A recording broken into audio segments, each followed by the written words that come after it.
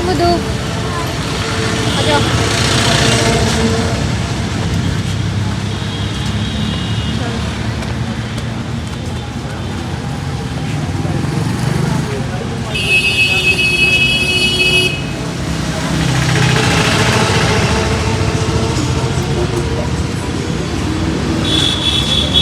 ಕುಸ್ರೋಬಾಗ್ ಪ್ರಯಾಗ್ರಾಜ್ ತುಂಬಾ ಚೆನ್ನಾಗಿರುವಂಥ ಪಾರ್ಕ್ ಇದು. ಆ್ಯಕ್ಚುಲಿ ಯಾರಾದರೂ ನಮ್ಮ ಕರ್ನಾಟಕದಿಂದ ಬಂದರೆ ನಿಮಗೆ ಟೈಮ್ ಇಲ್ಲಿ ಸ್ಪೆಂಡ್ ಮಾಡ್ಬೋದು. ಸೊ ಪ್ರಯಾಗ್ರಾಜ್ ಒಂದು ಏನು ಸಿಟಿ ಒಳಗಡೆ ಇರುವಂತಹ ಪಾರ್ಕ್, ಹಾಗೆ ತುಂಬಾ ಪಾರ್ಕ್ ಇದೆ.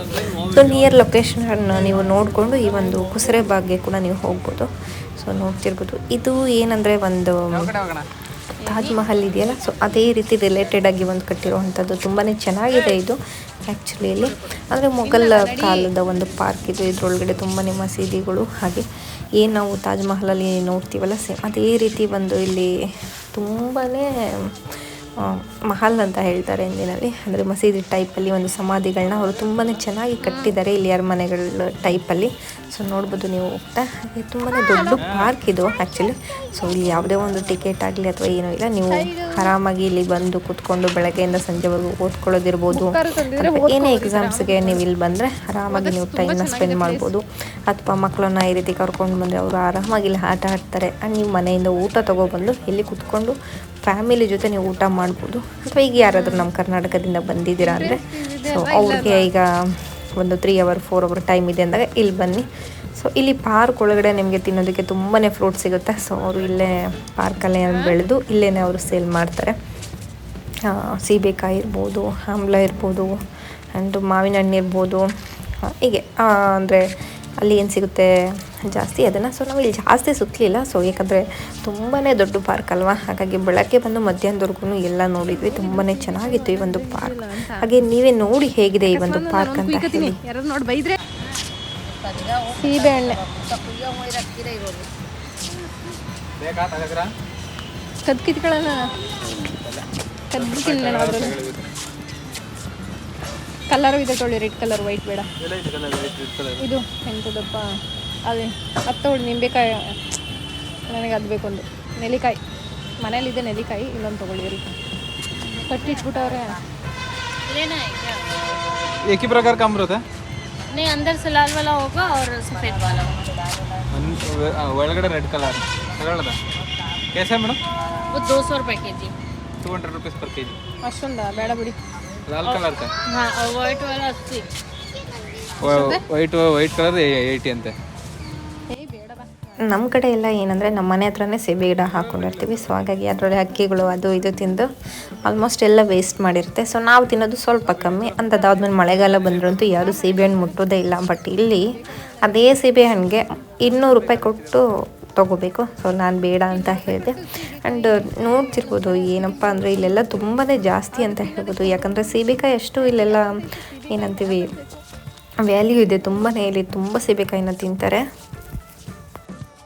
ಎಲ್ಲ ಕಡೆನೂ ಇದ್ದಾರೆ ಈ ಥರ ಅಂತಲೇ ಏನೋ ಇವರೆಲ್ಲ ಇನ್ನಾರು ಇದೆಲ್ಲ ಕೆಲಸ ಮಾಡೋ ಗೌರ್ಮೆಂಟ್ ಇದೆಲ್ಲ ಇವೆಲ್ಲ ಕೆಲಸ ಮಾಡಿಸ್ಬಿಟ್ಟು ಮಾರ್ಕಳಿ ಅಂತ ಹೇಳಿರ್ಬೋದು. ಎಲ್ಲ ನಡೀಲಿ ಓದ್ಕೊಳ್ಳೋರು ಓದ್ಕೊಂತವ್ರೆ ಪಾಪ. ಎಲ್ಲ ಬುಕ್ಸ್ ಅಂದ್ರೆ ಎಲ್ಲ ಓದ್ಕೋದಾರ ಆಮೇಲೆ ಎಲ್ಲ ಓದಿಸ್ಬೋದು ಪೂರ್ತಿ.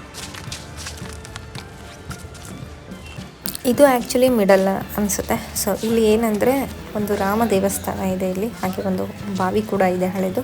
ಸೊ ಇಲ್ಲಿ ಹಿಂದೂ ಮುಸ್ಲಿಂ ಇಬ್ಬರದು ಆ ಕಡೆ ನೋಡ್ತಿರೋದು ಮುಸ್ಲಿಮ್ ಟೆಂಪಲ್ ಕಾಣಿಸ್ತಿದ್ರೆ, ಈ ಕಡೆ ಹಿಂದೂ ಟೆಂಪಲ್ ಕಾಣಿಸ್ತಿದೆ. ಅಂದರೆ ಆ್ಯಕ್ಚುಲಿ ಈ ಒಂದು ಪಾರ್ಕಿಗೆ ನಾವೆಲ್ಲರೂ ಒಂದೇ ಅನ್ನೋ ಒಂದು ಕಾನ್ಸೆಪ್ಟ್ ಇಟ್ಕೊಂಡು ಮಾಡಿದ್ದಾರೆ ಅಂತ ಅಂದ್ಕೋತೀನಿ. ಸೊ ತುಂಬಾ ಹಳೆಯ ಕಾಲದ ಟೆಂಪಲಿಂದ ಹಿಡಿದು ಹಿಂದೂ ಮುಸ್ಲಿಂ ಇಬ್ಬರಿಗೂ ಕೂಡ ಈ ಒಂದು ಪಾರ್ಕಲ್ಲಿ ಟೆಂಪಲ್ ಇದೆ ಅಂತ ಹೇಳ್ಬೋದು.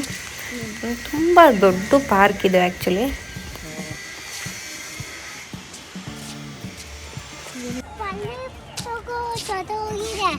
ಏನಪ್ಪ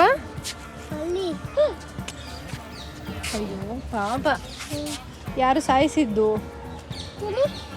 ತುಣಿತಾರ ಅದನ್ನ? ಯಾರು ಸಾಯಿಸಿದ್ದು ಪಲ್ಲಿನ? ಯಾರು ಸಾಯಿಸಿದ್ದು? ಬಂದ್ರಲ್ಲ ಅವರ. ಹಾಗೆ ಇದೆ ಮೇಯ್ನು ಆ್ಯಕ್ಚುಲಿ. ಸೊ ಇಲ್ಲಿ ಒಂದು ಕಾಣಿಸ್ತಿದ್ದೀರಾ ಈ ಒಂದು ಮಹಲ್ ಒಳಗಡೆ ಸಮಾಧಿ ಇದೆ. ಮೊಘಲ್ ಸಾಮ್ರಾಜ್ಯದ ಒಂದು ಏನು ಈ ಕಡೆ ಬಾ. ನೀವಿಬ್ರು ಶಹಜಾನ್ ಟೈಮಲ್ಲಿ ಇರುವಂತಹ ಒಂದು ಟೆಂಪಲ್ ಇದು ಆ್ಯಕ್ಚುಲಿ. ಅಂದರೆ ಮುಸ್ಲಿಂ ಸಮುದಾಯಕ್ಕೆ ಸಂಬಂಧಪಟ್ಟಿದೆ ಈ ಒಂದು ಟೆಂಪಲ್ಗಳು. ಸೊ ಇಲ್ಲಿ ನೀವು ಇಂಟ್ರೊಡಕ್ಷನ್ ನೋಡಿದರೆ ಗೊತ್ತಾಗುತ್ತೆ. ಅವರೆಲ್ಲ ಆಲ್ಮೋಸ್ಟ್ ಅವರ ಪತ್ನಿಗಳಿಗಾಗಿ ಈ ಒಂದು ಟೆಂಪಲ್ನ ಕಟ್ಟಿಸ್ತಿದ್ರು ಅಂತ ಹೇಳ್ಬೋದು.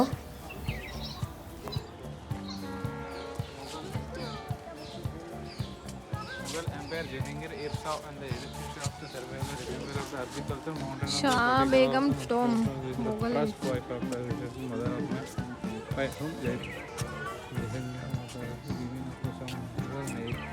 1587 ಎಲ್ಲ ಬಂದ್ ಮಾಡಿದಾರಲ್ಲ. ಟೋಮ್ ಅಂದ್ರೆ ಏನು ಅಂತಾನೆ ಅರ್ಥ ಆಗ್ತಿಲ್ಲ. ಹಾಗೆ ಇಲ್ಲಿ ಶಾ ಬೇಗಂ ಸಮಾಧಿ ಇದೆ. ಆ್ಯಂಡ್ ಎಲ್ಲ ಕೂಡ ಇಲ್ಲಿ ಬಂದ್ ಮಾಡಿದ್ದಾರೆ. ಸೊ ಯಾವುದೂ ಕೂಡ ಇಲ್ಲಿ ಓಪನ್ ಇಲ್ಲ. ಆ್ಯಂಡ್ ಇದು ಮೇಂಟೆನೆನ್ಸ್ ಕೂಡ ಯಾರು ಅಷ್ಟು ಚೆನ್ನಾಗಿ ನೋಡ್ಕೋತಿಲ್ಲ ಅಂತ ಹೇಳ್ಬೋದು. ನೆಕ್ಸ್ಟ್ ಜನ್ರೇಷನ್ಗೆಲ್ಲ ಇದು ಆ್ಯಕ್ಚುಲಿ ಮೇಂಟೆನೆನ್ಸ್ ಮಾಡಿದರೆ ತುಂಬಾ ಚೆನ್ನಾಗಿರುತ್ತೆ. ಬಟ್ ಒಳಗಡೆ ಎಲ್ಲ ತುಂಬ ಚೆನ್ನಾಗಿ ಮೇಂಟೈನ್ ಮಾಡಿದ್ದಾರೆ. ಸೊ ಅಂದರೆ ಈಗ ಜನಗಳು ಬರಬೇಕಾದ್ರೆ ಹೋಗಬೇಕಾದ್ರೆ ಒಂದು ಸೆಕ್ಯೂರಿಟಿ ಇದ್ದರೆ ತುಂಬಾ ಚೆನ್ನಾಗಿರುತ್ತೆ. ಸೊ ಬಟ್ ಈ ಥರ ಏನೋ ಅಷ್ಟು ಗೊತ್ತಿಲ್ಲ. ಬಟ್ ನಾವು ಬೆಳಗ್ಗೆಯಿಂದ ಅವತ್ತು ಮಧ್ಯಾಹ್ನದವರೆಗೂ ಇದ್ವಿ. ಸೊ ಒಂದು 3 ಗಂಟೆವರೆಗೂ. ಬಟ್ ಯಾರೂ ಕೂಡ ಅಲ್ಲಿರಲಿಲ್ಲ. ಆ್ಯಂಡ್ ಎಲ್ಲ ಬಂದ್ ಮಾಡಿದ್ದಾರೆ.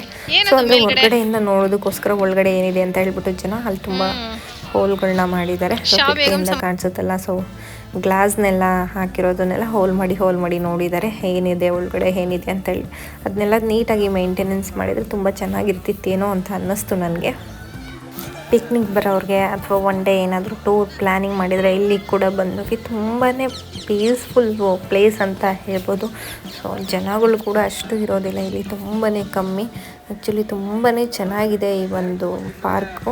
ಸೊ ಕುಸ್ರೋ ಬಾಗ್ ಅಂತ ಹೇಳ್ಬಿಟ್ಟು ಎಷ್ಟು ಚೆನ್ನಾಗಿದೆ ಗೊತ್ತಾ. ಇದು ತುಂಬಾ ಚೆನ್ನಾಗಿದೆ. ಒಂದು ಸಲ ವಿಸಿಟ್ ಮಾಡಿ ನೆಕ್ಸ್ಟ್ ಹೋಗ್ಬೇಕಂತ ಅನ್ಕೋತೀರಾ. ನಾನು ಕೂಡ ಇನ್ನೊಂದು ವಿಸಿಟ್ ಮಾಡ್ತೀನಿ. ಸೊ ಆಗ ನಿಮಗೆ ಕ್ಲಿಯರಾಗಿ ವಿಡಿಯೋ ಮಾಡಿ ಹಾಕೋದಕ್ಕೆ ಸರಿ ಆಗುತ್ತೆ. ಹಾಗೆ ಇಲ್ಲಿ ನೋಡ್ತಿರ್ಬೋದು. ಸೊ ನಾವು ಏನು ತಾಜ್ ಮಹಲ್ನ ನೋಡಿದ್ವಿ ಅದೇ ರೀತಿ ಇದೆ ಇದು. ಹಾಗೆ ಪೂರ್ತಿ ತಾಜ್ ಮಹಲ್ ಥರನೇ ಇದೆ. ಸೊ ಮೊಘಲರ ಕಾಲದೆಲ್ಲ ಹಾಗೆ ಕಟ್ಟಿದ್ದಾರೆ ಅಂತ ಅನಿಸುತ್ತೆ. ಬಟ್ ಯಾವುದೇ ರೀತಿ ಚೇಂಜಸ್ ಇಲ್ಲ ಇಲ್ಲಿ ಆ್ಯಕ್ಚುಲಿ. ಸೊ ಕೆಲವೊಂದು ಕಮಾನುಗಳು ಕೆಳಗಡೆ ಒಂದೊಂದು ಚೇಂಜ್ ಮಾಡಿದ್ದಾರೆ. ಅಂದರೆ ಅವರ ಆಡಳಿತಕ್ಕೆ ತಕ್ಕಂತೆ ಇದನ್ನು ಅವರು ಕುಸ್ರೋ ಬಾಗ್ನ ಮಾಡ್ಕೊಂಡಿದ್ದಾರೆ. ಸೊ ತುಂಬಾ ಚೆನ್ನಾಗಿದೆ ಆ್ಯಕ್ಚುಲಿ. ನೆಕ್ಸ್ಟ್ ವಿಡಿಯೋದಲ್ಲಿ ನಾನು ಇದನ್ನು ಡೀಟೇಲ್ಡ್ ವಿಡಿಯೋ ಹಾಕ್ತೀನಿ. ಹಾಗೆ ಈ ವಿಡಿಯೋ ನೋಡ್ತಿರುವಂಥ ಎಲ್ರಿಗೂ ಕೂಡ so thanks for watching. Take care, bye ಅಂತ ಹೇಳ್ತಾ ಇವತ್ತಿನ ವ್ಲಾಗ್ನ ಮುಗಿಸ್ತಾ ಇದ್ದೀನಿ.